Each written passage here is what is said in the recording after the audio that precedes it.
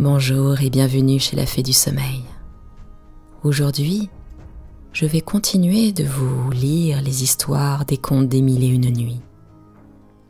En introduction de cette fable, il est bon de savoir que Scheherazade, la fille du grand vizir, a demandé à son père d'être offerte en épouse au sultan.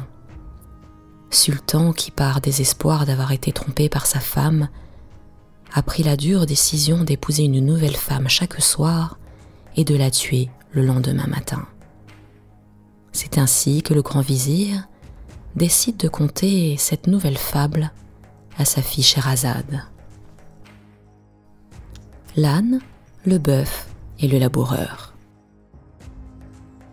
Un marchand très riche avait plusieurs maisons à la campagne où il faisait nourrir une grande quantité de toutes sortes de bétail. Il se retira avec sa femme et ses enfants à une de ces terres pour la faire valoir par lui-même.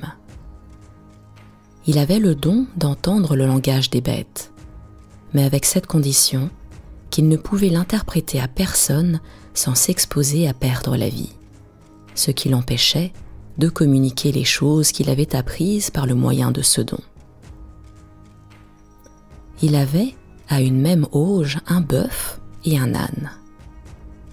Un jour, qu'il était assis près d'eux et qu'il se divertissait à voir jouer devant lui ses enfants, il entendit que le bœuf disait à l'âne : « L'éveillé, que je te trouve heureux quand je considère le repos dont tu jouis et le peu de travail qu'on exige de toi. Un homme te panse avec soin, te lave, te donne de l'orge bien criblée et de l'eau fraîche et nette.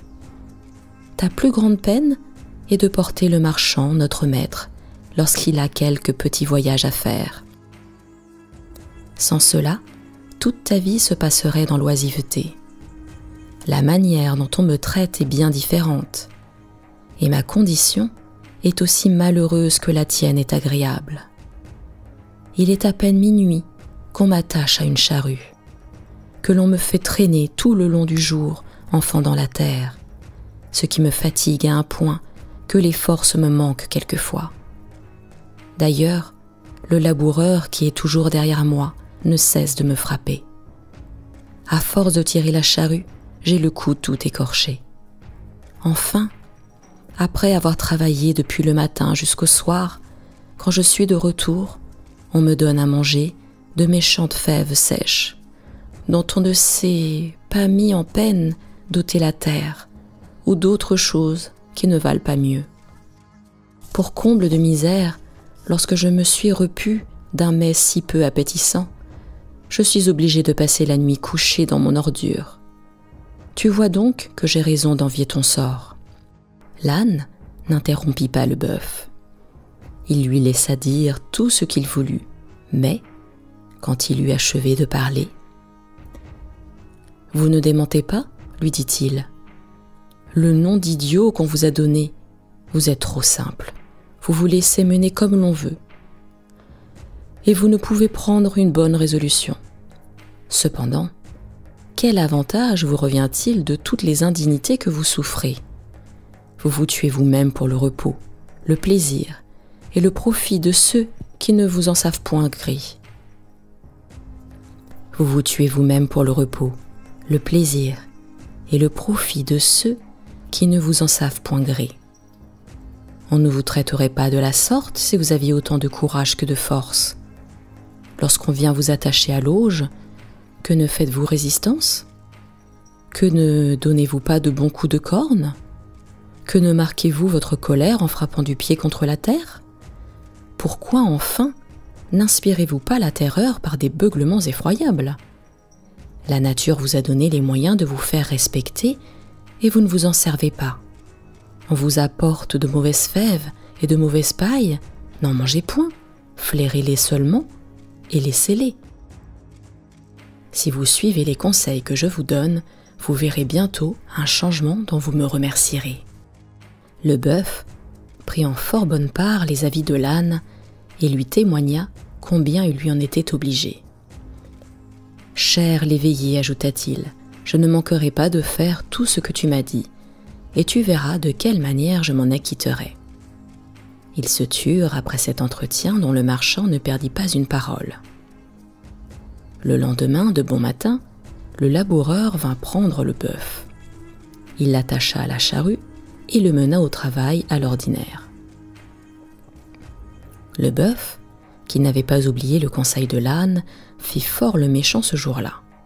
Et le soir, lorsque le laboureur, l'ayant ramené à l'auge, voulut l'attacher comme de coutume, le malicieux animal, au lieu de présenter ses cornes de lui-même, se mit à faire le rétif et à reculer en beuglant.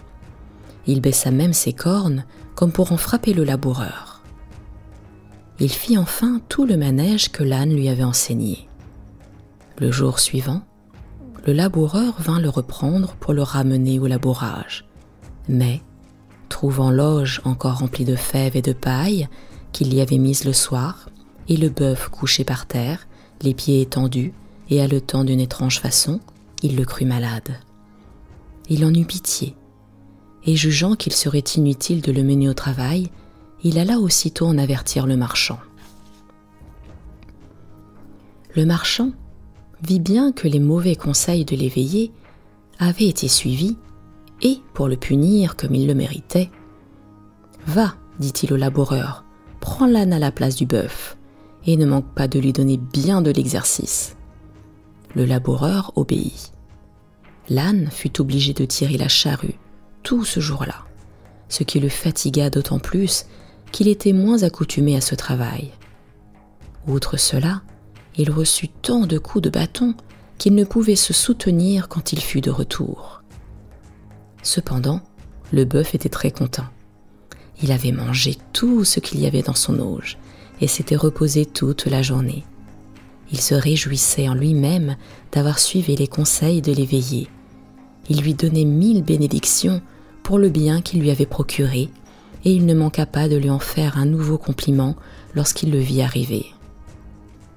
L'âne ne répondit rien au bœuf, tant il avait de dépit d'avoir été si maltraité. « C'est par mon imprudence, se disait-il à lui-même, que je me suis attiré ce malheur. Je vivais heureux, tout me riait, j'avais tout ce que je pouvais souhaiter. C'est ma faute si je suis dans ce déplorable état. Et si je ne trouve quelque ruse en mon esprit pour m'en tirer, ma perte est certaine. » En disant cela, ses forces se trouvèrent tellement épuisées qu'il se laissa tomber à demi-mort au pied de son auge. En cet endroit, le grand vizir, s'adressant à Scheherazade, lui dit « Ma fille, vous faites comme cet âne. Vous vous exposez à vous perdre par votre fausse prudence.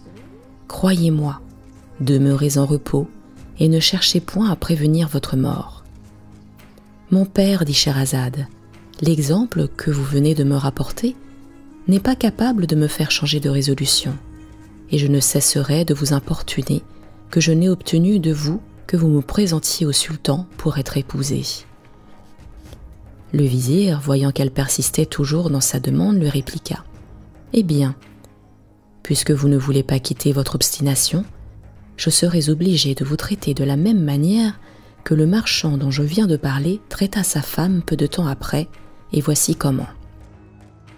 Ce marchand, ayant appris que l'âne était dans un état pitoyable, fort curieux de savoir ce qui se passerait entre lui et le bœuf, c'est pourquoi, après le souper, il sortit au clair de la lune et alla s'asseoir auprès d'eux, accompagné de sa femme.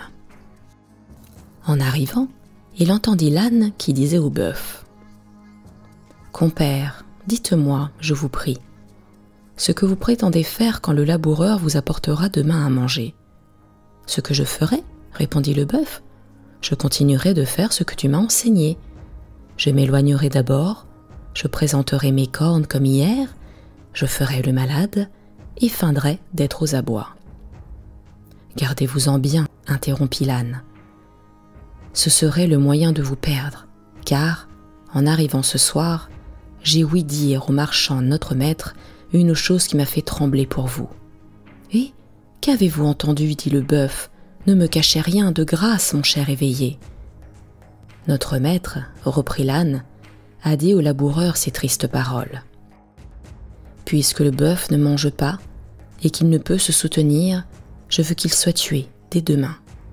Nous ferons, pour l'amour de Dieu, une aumône de sa chair aux pauvres, et quant à sa peau, qui pourra nous être utile, tu la donneras au corroyeur, ne manque donc pas de faire venir le boucher. » « Voilà ce que j'avais à vous apprendre, » ajouta l'âne. « L'intérêt que je prends à votre conservation et l'amitié que j'ai pour vous m'obligent à vous en avertir et à vous donner un nouveau conseil. D'abord, quand vous apportera vos fèves et votre paille, levez-vous et vous jetez dessus avec avidité.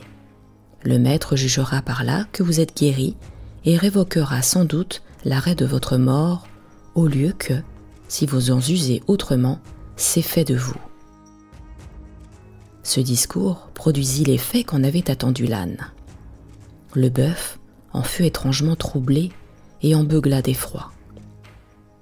Le marchand, qui les avait écoutés tous deux avec beaucoup d'attention, fit alors un si grand éclat de rire que sa femme en fut très surprise. « Apprenez-moi, lui dit-elle, pourquoi vous riez si fort afin que j'en rie avec vous ?» « Ma femme, lui répondit le marchand, contentez-vous de m'entendre rire. »« Non, reprit-elle, j'en veux savoir le sujet. »« Je ne puis vous donner cette satisfaction, reprit le mari. Sachez seulement que je ris de ce que notre âne vient de dire à notre bœuf. Le reste est un secret qu'il ne m'est pas permis de vous révéler. »« Et qui vous empêche de me découvrir ce secret ?» répliqua-t-elle. « Si je vous le disais, répondit-il, apprenez qu'il m'en coûtera la vie. »« Vous vous moquez de moi » s'écria la femme. « Ce que vous me dites ne peut pas être vrai. Si vous ne m'avouez tout à l'heure pourquoi vous avez ri, si vous refusez de m'instruire de ce que l'âne et le bœuf ont dit, je jure par le grand Dieu qui est au ciel que nous ne vivrons pas davantage ensemble. » En achevant ces mots, elle rentra dans la maison et se mit dans un coin, où elle passa la nuit à pleurer de toute sa force. Le mari coucha seul, et le lendemain, voyant qu'elle ne discontinuait pas de se lamenter. « Vous n'êtes pas sage, lui dit-il, de vous affliger de la sorte. La chose n'en vaut pas la peine, et il vous est aussi peu important de la savoir qu'il m'importe beaucoup à moi de la tenir secrète.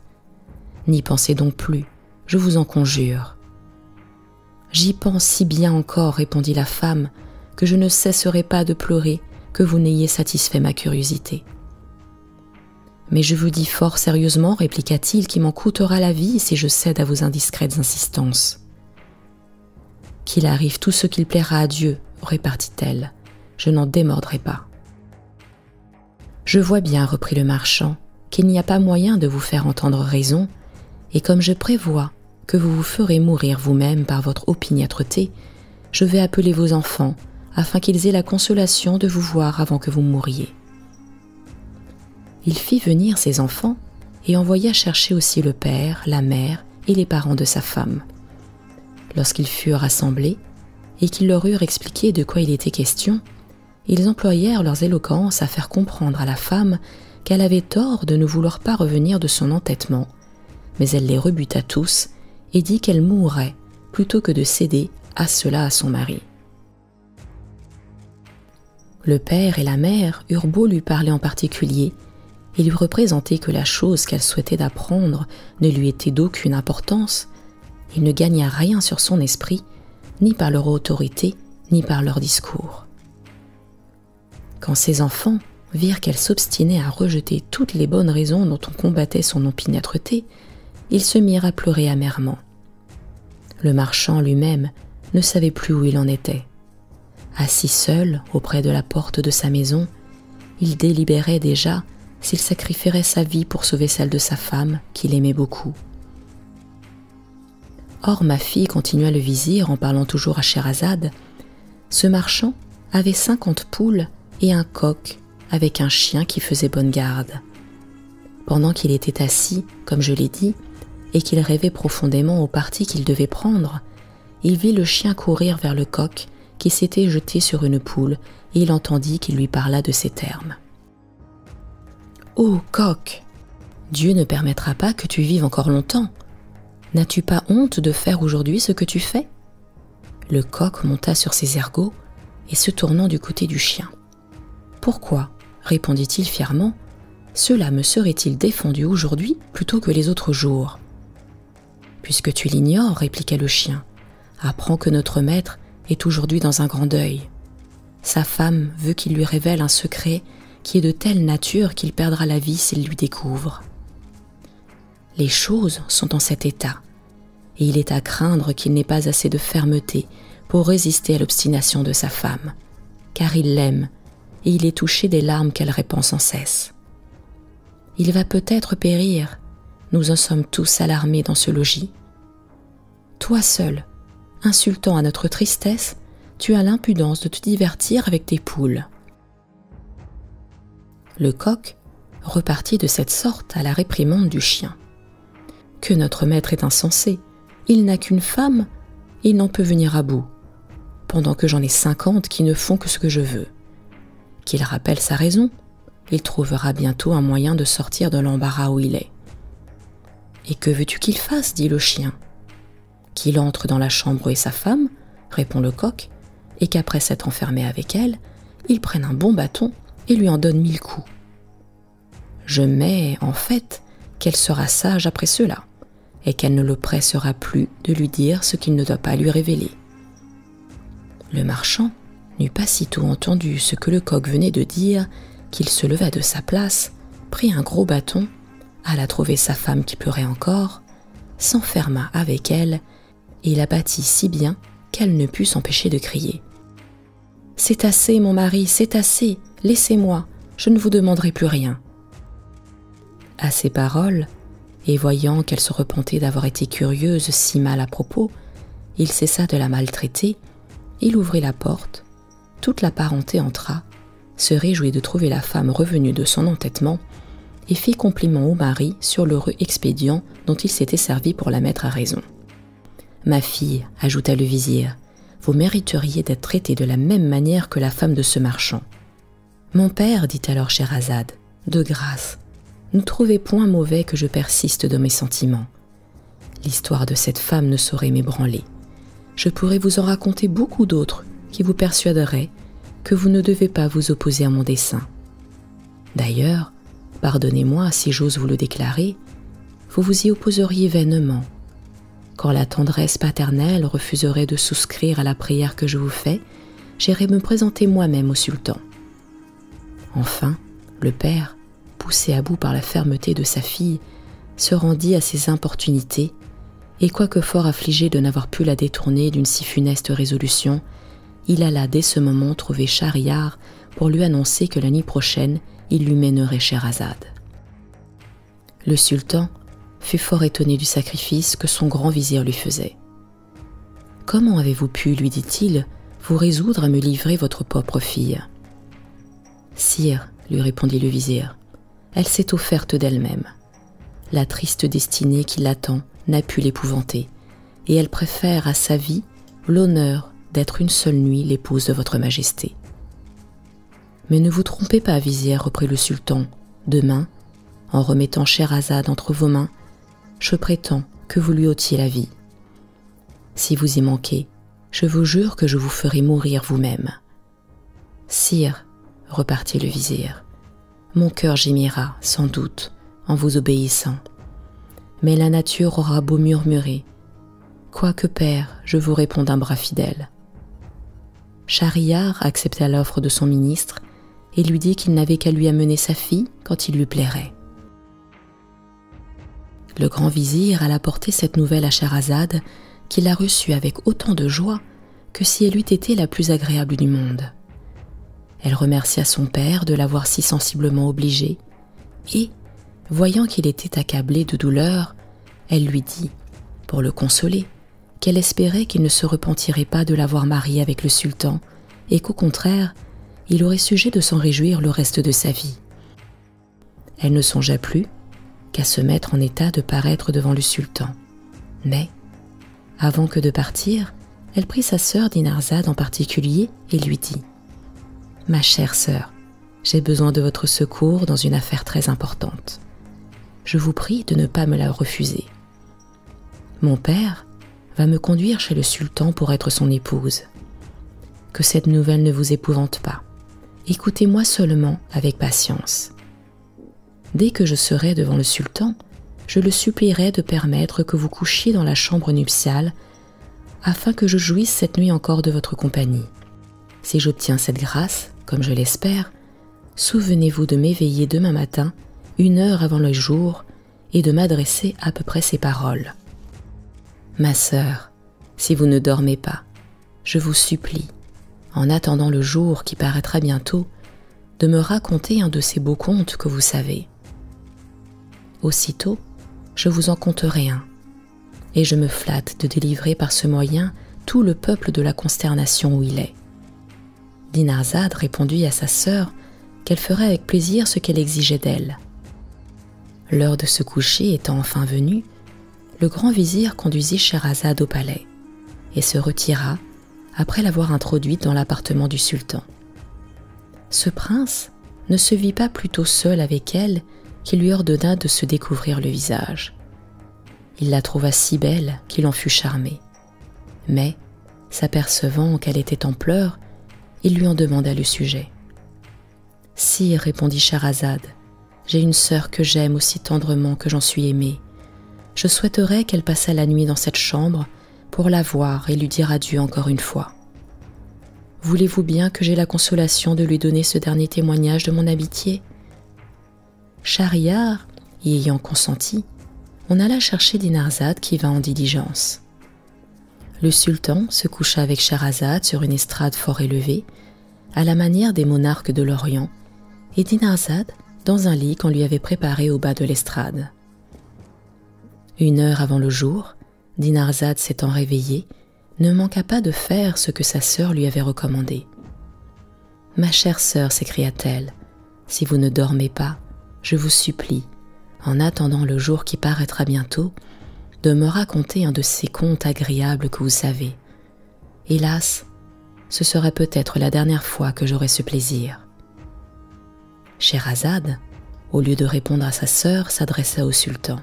« Sire, dit-elle, votre majesté veut-elle bien me permettre de donner satisfaction à ma sœur ?»« Très volontiers, répondit le sultan.